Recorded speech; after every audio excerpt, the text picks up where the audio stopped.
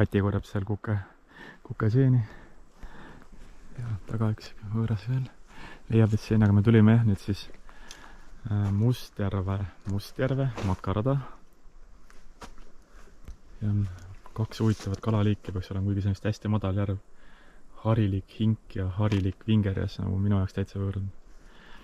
Aga see on jah nüüd siin kohe siis Võrtsjärve lähedal. Kaart ka siin. See limnoloogia keskus on siin, kus on mingi väike kalade eksponaadika seal. Ja lähemegi vaatame, see siis kulgeb läbi ümber selle Mustjärve järve. Lühikene 2,3 kilomeetrit. Arvutab, et siit on minek siis. Ma küll kodulehelt ennem lugesin, et siin võib murakaid olla, aga pigem arvasin, et ei ole, aga näed, tõesti Kati leidis esimesi. Kati midagi võiskab, et seal leidis veel. Siin on üks ägedam. Siin on natukene ilusam.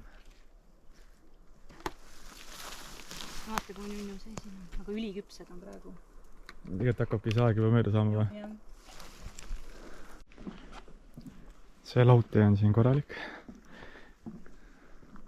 Järv taga paistab. Valguta Mustjärv. Siin ta on.